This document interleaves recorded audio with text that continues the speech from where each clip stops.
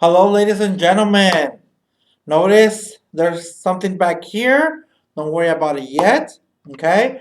For now, let's just get started on the objective. Okay? The objective for today is we're still dealing with those trigonometric, okay? Those trigonometric angles, okay? It's a little complicated to say. Trigonometric angles. All right.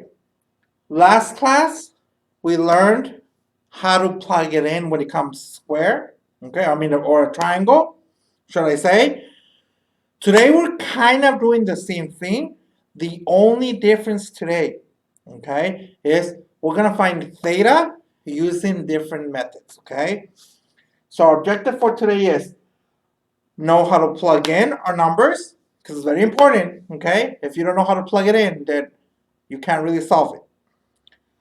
Also, solve for x, okay?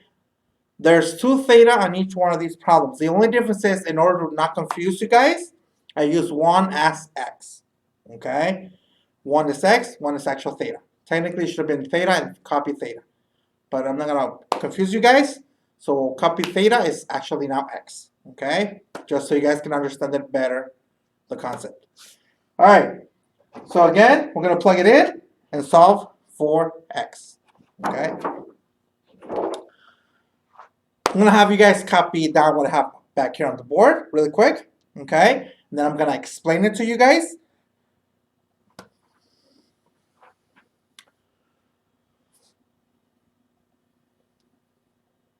All right, if you needed more time, go ahead and rewind the video, pause it, copy it down, okay? For the ones that already have it completely down.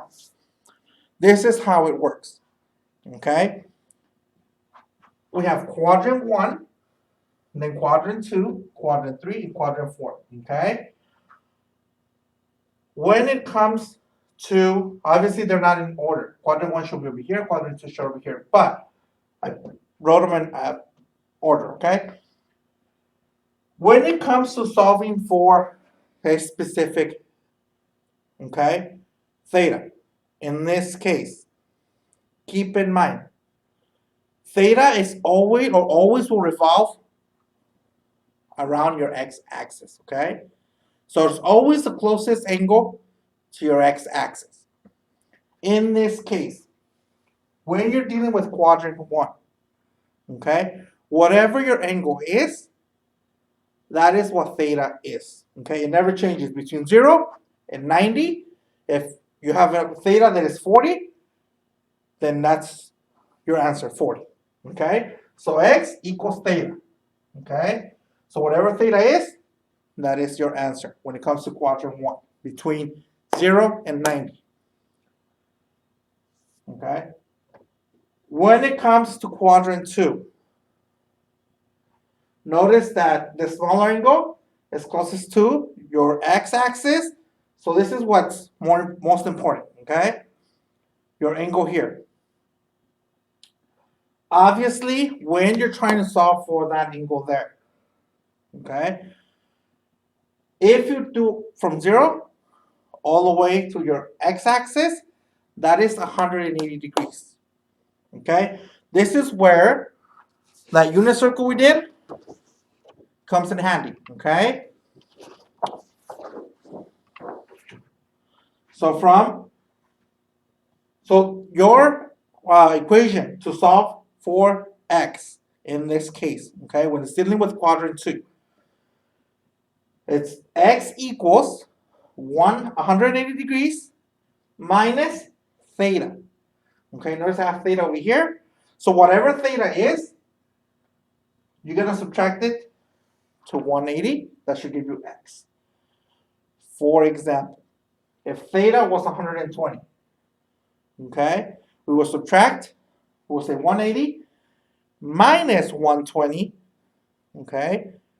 For the ones that don't know how to do it in your head really quick, 180 minus 120 is 60, okay?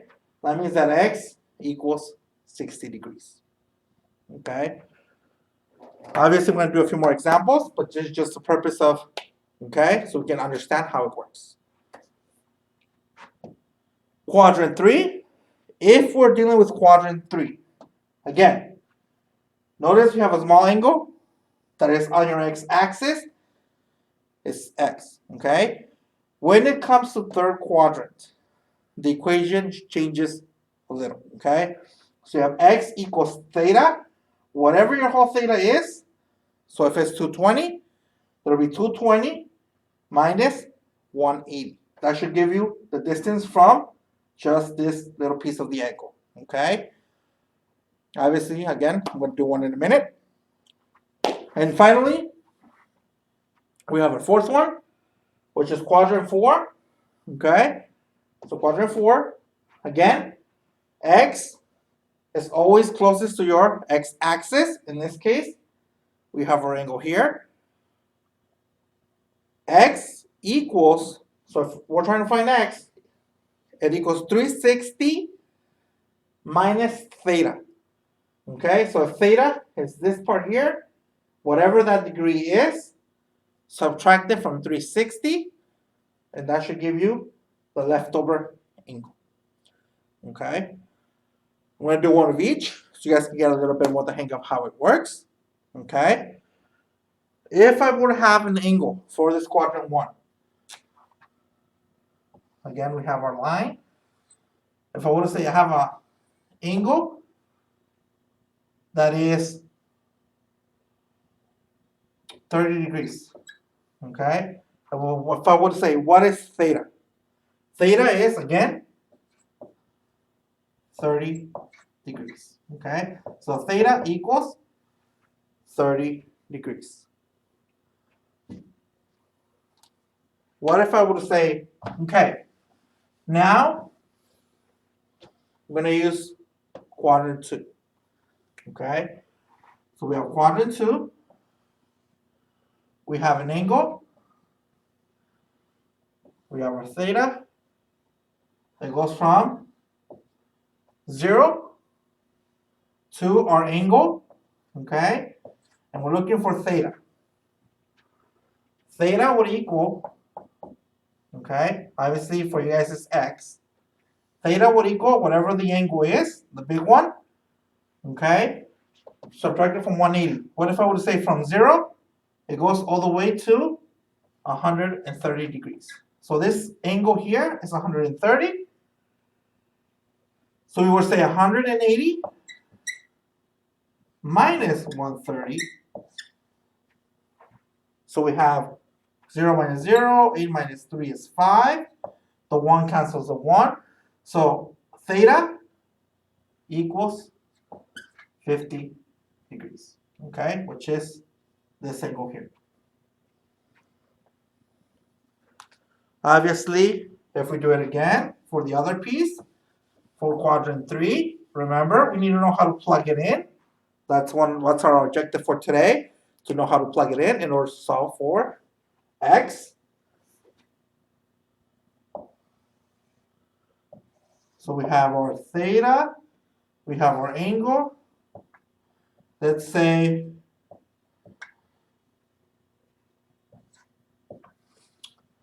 our whole turn from our arrow is 230 degrees, okay?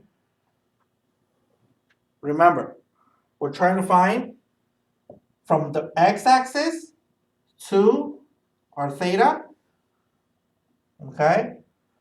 So again, since we're dealing with the bottom, okay, quadrant 3, we would say 230, okay, solve for theta, that's in here, equals 230 minus 180, okay, which in this case 0 minus 0 is 0, 3 minus 8, you really don't have the numbers, you have to borrow from the 2, so you have 13 minus 8, 9, 10, 11, 12, 13, so you have 5, okay, the 1 cancels out the 1, so technically theta equals, again, 50 degrees, okay, and finally, if I were to say this whole arc, okay, is 330 degrees. So 360 minus 330. We're going to have 30 left, right? So theta equals 30 degrees. Okay? Remember, guys, you have to figure out where your theta stands, okay? So if I were to say, we're going to have a problem where theta is, or should I say 120 degrees, okay? Our angle is 120 degrees. Are we going to use quadrant 1, quadrant 2, quadrant 3, or quadrant 4? Remember, 120 degrees. The first quadrant goes from 0 to 90. The second one goes from 90 to 180. The third one goes from 180 to 270. And the fourth one goes from 270 to 360. Okay, if we're dealing with the 120, we have to use quadrant number 2. Okay? All right, so here's your assignment for today.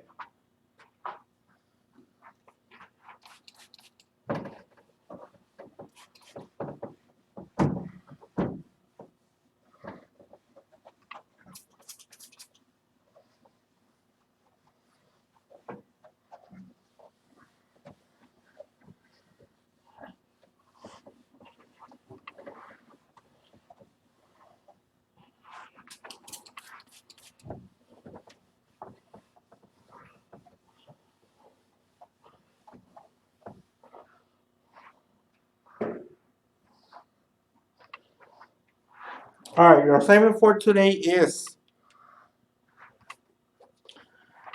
you have 155 degrees. Okay, that's your first one. Your second one is 230 degrees. Okay, so make sure you graph it. Remember, your theta is always on your x-axis. And your third one. Okay, hint, hint. This one you're really gonna need the unit circle. It's 4 pi over 3. Okay, so go ahead and graph them. Okay, how they will look. And then tell me what quadrant are you gonna use. And then go ahead and solve for theta. Okay, so there's 3 things. You have to graph it. You have to tell me which quadrant you're using. And then finally, you have to solve for theta. Remember, if you have any questions, don't hesitate to ask, guys. I'm here to help. All right, as soon as you're done watching the video, don't forget to send in your work. I'll be here waiting for your email.